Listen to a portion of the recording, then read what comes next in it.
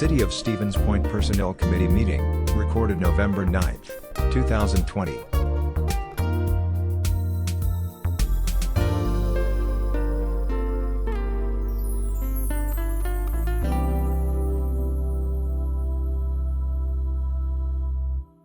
As mentioned before, Alder Nabel is excused. I believe Alders Zarazua,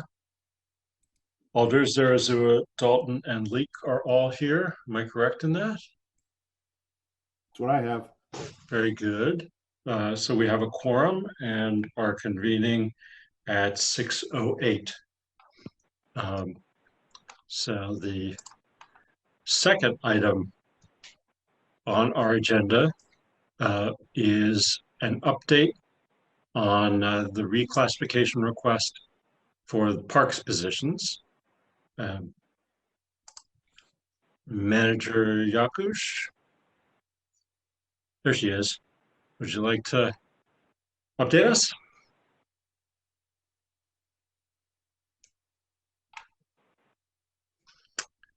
I'm not hearing her.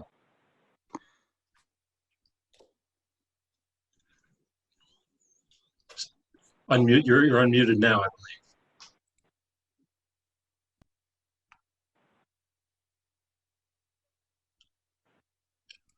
Lisa. Hang on. Lisa, are you there? Yes. Okay, we can barely hear you. Can you do something with your volume? Speak closer to the phone, maybe? I'm not on the phone.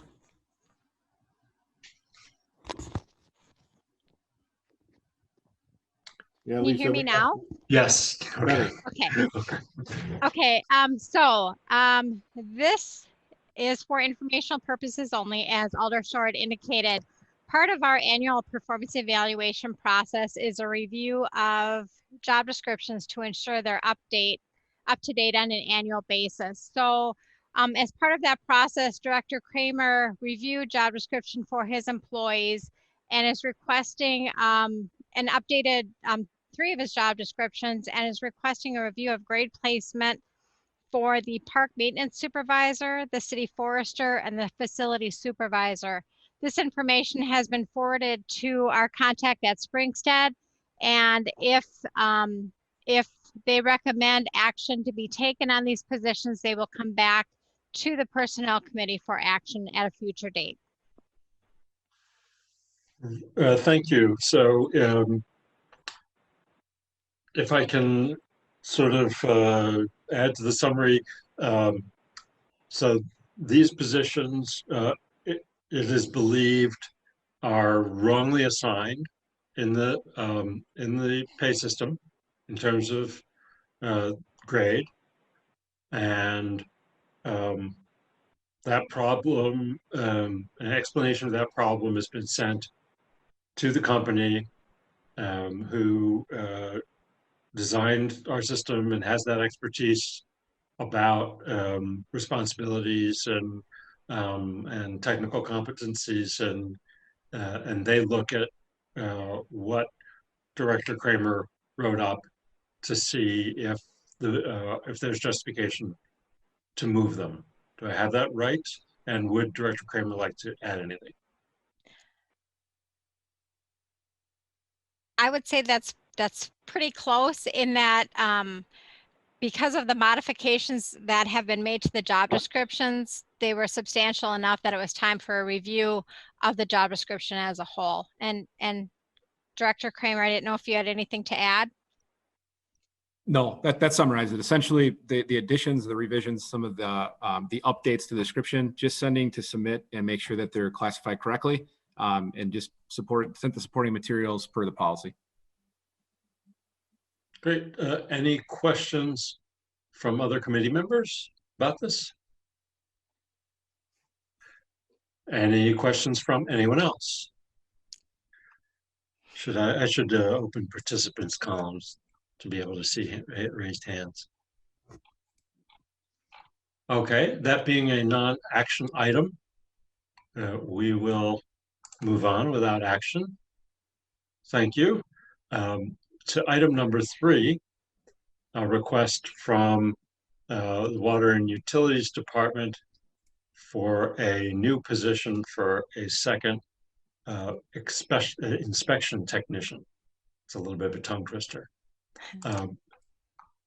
Either Manager Yakush or Director Lemke.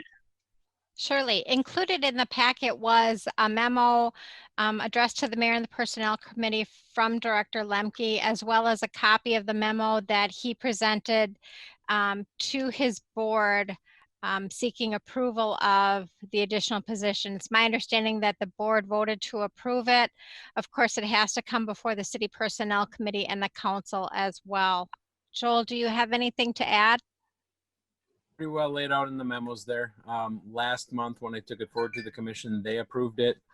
So it's just here now for personnel approval.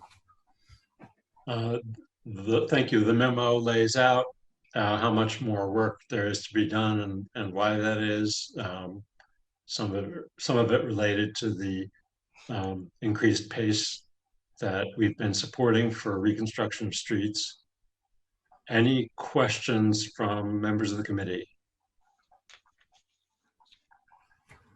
Any questions from anyone else? Okay, I would entertain a motion.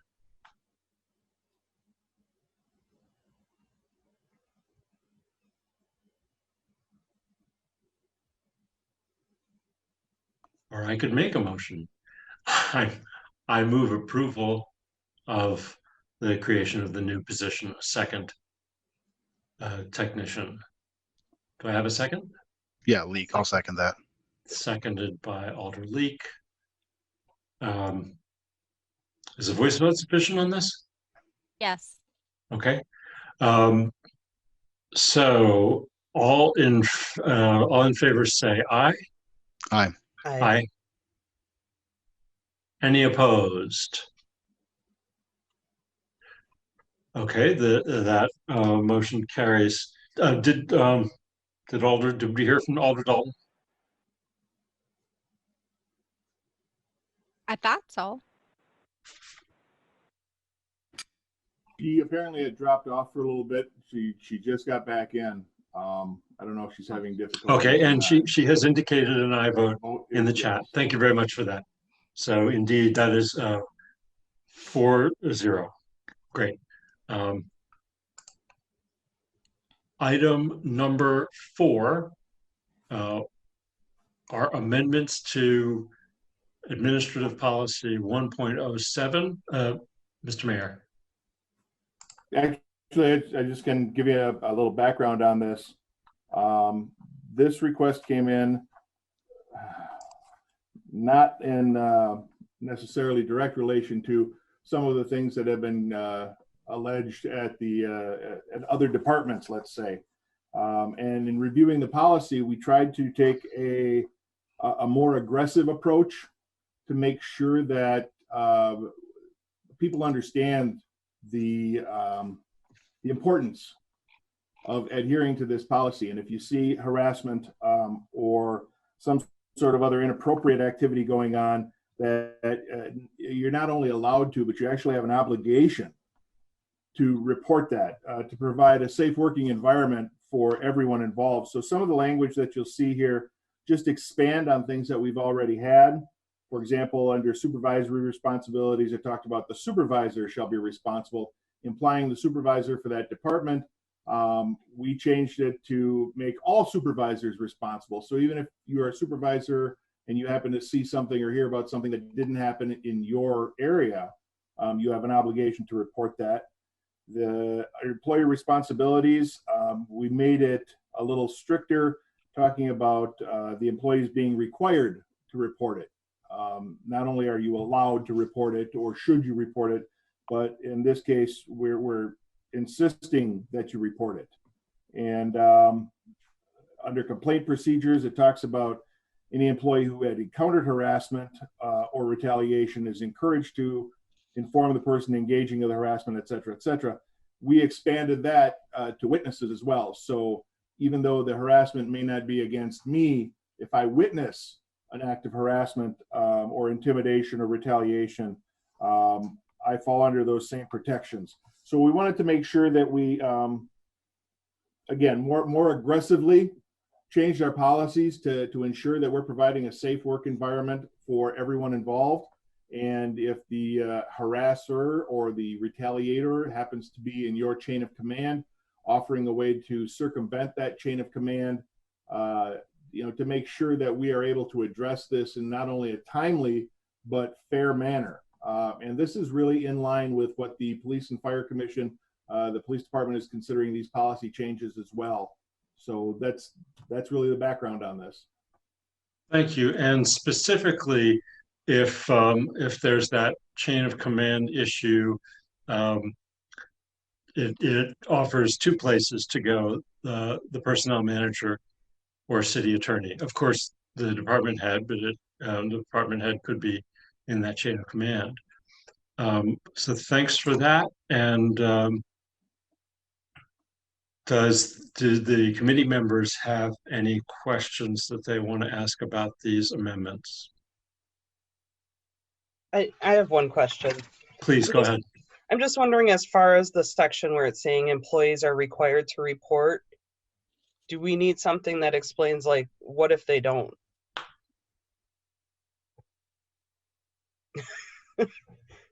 I'm just wondering. I understand where you're going with that, Alderperson. That needs to be, Chairman. Please go ahead. So much like any other sort of disciplinary action, we would leave that discipline, I suppose, to the supervisor, or with recommendations from the city attorney or human resources manager. I don't want to put anything that's very cut and dry, because as you can imagine, there would be a whole gamut of things. If I think I heard someone say a derogatory phrase, does that, and I didn't say anything, I mean, does that subject me to termination or some other form of reprimand?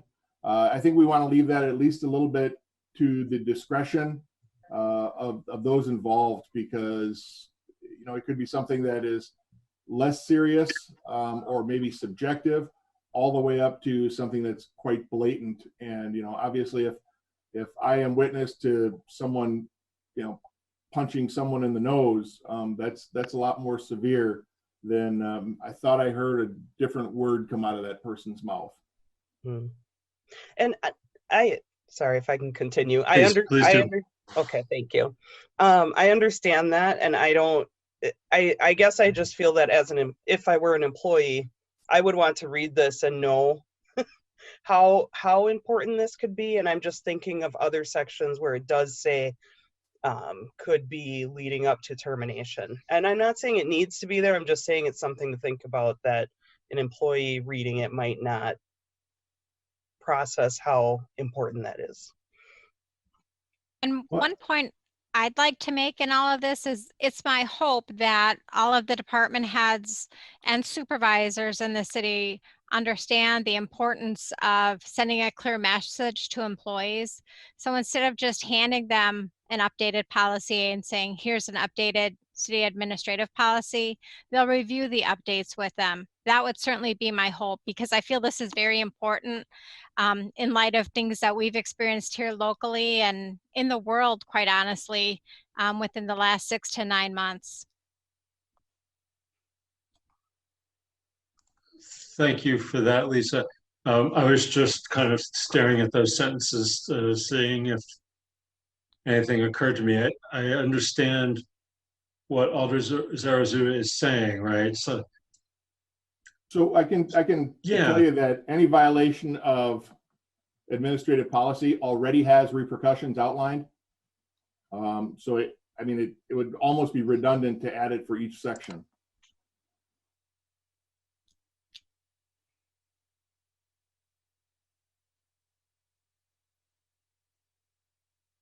Okay. Like I said, I was just staring at it, under, just reinforcing under this policy, or as with others. But Alder Zarazua, are you comfortable with, for those reasons, leaving it as is? Yeah, I mean, I also process that if we had something really specific in there, then employees might feel, like the mayor said, if they saw something small, worrying about like, am I going to get fired if I don't say that this happened when I'm not sure about it? You know, I think that is an important distinction. So. Okay, thanks. Does either Alder Leek or Alder Dalton have any questions? I don't right now. Okay. Let me put a call out to everybody and anybody else. This is when I make sure to scroll through the participant list. I don't see any hands raised there. Alder Shore, Alder Nebo, and here Please. I have a quick, more a comment, a stylistic comment. That paragraph that you're talking about, it's on page 7. It's F1. The last part of the paragraph in bold, I think there may need to be a word or two added. If an employee is not comfortable with reporting violations of this policy to their immediate supervisor, may bypass, should it say the missing employee? word, yeah.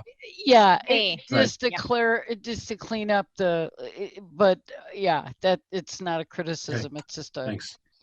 so thanks. Is it okay to insert the word there or they, excuse me? I would think so. Yeah, whatever. Would, sure. That sounds good. Thank you. I would entertain a motion with that tweak to the text. I would move to Alder approve. Zarzua moves approval. Yes. Excellent. A second from Leak here. I'll second. seconded by Alder Leek. All in favor say aye.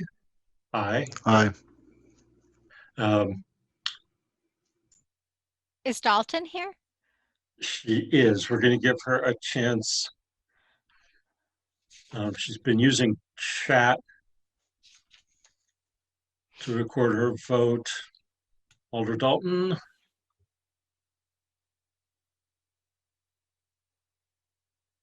And there she is. Thank you. And that makes it 4-0. Thank you. Item, whatever the, no, is it 5?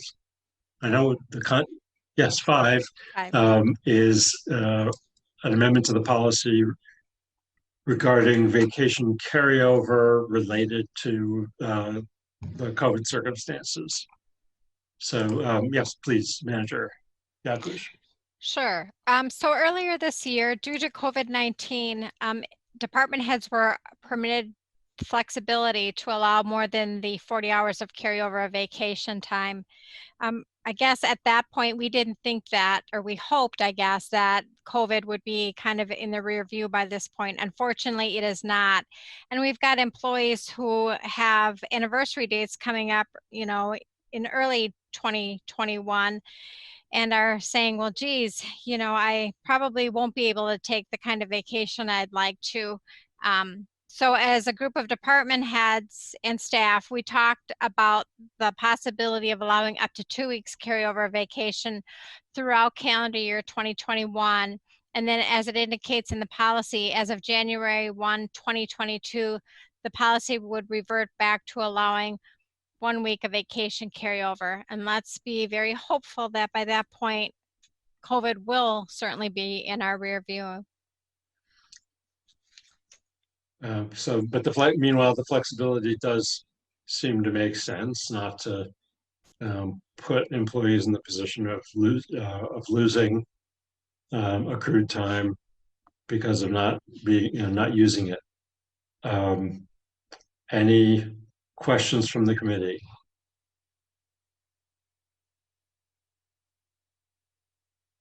From anyone else?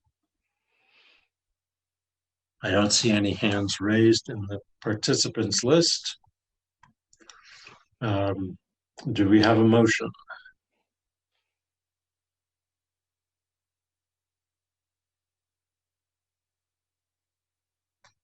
Alder Leek, I'll move to approve the, Thank you. wait a minute. You can get Extension. back to the extension of that one. Thank you. Sorry, I was trying to get back to the Seconded by vacation Alders, carryover. That's the word. Yes. Alder Zarazua. All those in favor indicate by saying aye. Aye. Aye. And aye from Alder Dalton as well, making it 4-0.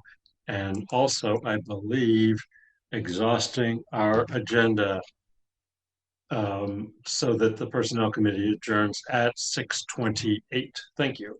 Thank you, everyone.